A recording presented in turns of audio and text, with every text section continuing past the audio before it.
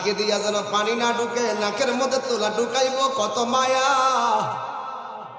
কান দিয়া যেন পানি না ঢুকে, কানের মধ্যে তুলা ঢুকাইব কত মায়া। গরম পানি দিবে না, বেশি ঠান্ডা পানিও দিবে না, কুসুম গরম জল দিবে কত মায়া। পুরাতন জামা পরাবে না, নতুন জামা কিনবে কত মায়া। আস্তে করে স্টিলের খাটের মধ্যে শোয়াবে কত মায়া। লাশটা ওজন হওয়ার পরও কাদের মধ্যে কষ্ট করে নিবে কত মায়া। ২০ ঘন্টার ভিতরে মাত্র ১ ঘন্টা লাগে না আল্লাহর হাজিরা দেওয়ার জন্য। আল্লাহ সুবহান, আল্লাহু আকবার, সুবহান আজিম ওয়া আলা। বান্দা যে বলবে আল্লাহ তুমি মহান, বাস আল্লাহ খুশি। নাকে দিয়া যেন পানি না ঢুকে, নাকের মধ্যে তুলা ঢুকাইব কত মায়া।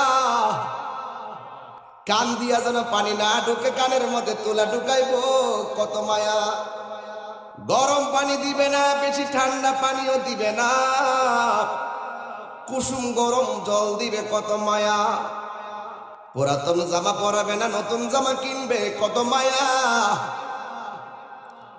আস্তে করে স্টিলের খাটের মধ্যে শোয়াবে কত মায়া। লাশটা ওজন হওয়ার পরও কাদের মধ্যে কষ্ট করে নিবে কত মায়া। জানাজার মাঠে হাজার হাজার মানুষ নীরবে দাঁড়িয়ে থাকবে কত মায়া। কবরের মধ্যে আস্তে করে নিয়ে শোয়াইবে কত মায়া। বাঁশগুলো আস্তে আস্তে দে, চাটাইগুলো আস্তে আস্তে দে, মাটিগুলো আস্তে আস্তে দে, কত মায়া। এই মায়ার বন্ধন কেবলমাত্র মুসলমান হওয়ার কারণে আমাদের সম্ভব হয়েছে।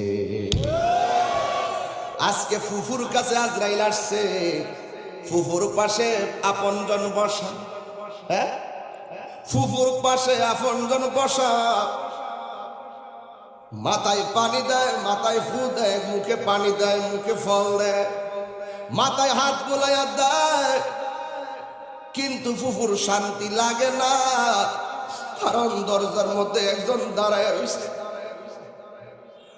আমার চোখে তো আজরাইল, তোরা পাশে কে আসো, আমার নজরে তো লাগে না। আমার সামনে আজরাইল। ফুফু যদি ইমানদার হয়, আজরাইলে ইমানদারকে সালাম দিব। আয়েশা বলবে, ও আল্লাহর বান্দি, আল্লাহ পাঠাইছে, আমি তোমার রুহু এখন নিয়ে যাব, রুহুটা তোমার মুখ দিয়া নিতে চাই। ফুফু ইমানদার হলে বলেছে, এই জবান দিয়া রুহু নিতে দিব না, এই জবান দিয়ে আমি আল্লাহর জিকির করি, ওই জিকিরের মাধ্যমে আমি মনিবের সান্নিধ্যে যেতে চাই। তাইলে তোমার রুহুটা আমি কান দিয়ে নিয়ে যাব।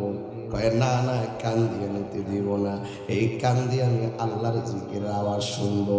তোমার চোখ দিয়ে রুহুটা নিতে চাই। কয় না না, চোখ দিয়ে নেওয়া যাবে না, এই চোখ দিয়ে আমি আমার মালিকের দেখবো। এবার আজরাইল আল্লাহরে ডাক দিয়ে বলবে, আল্লাহ তোমার বান্দির রুহুটা কেমনে নিব? আল্লাহ বলবে, আজরাইল আমার প্রেমিকের রুহু যদি নিতে চাও, তোমার হাতের তালুর মধ্যে আমি আল্লাহর ইসমে জাতের নাম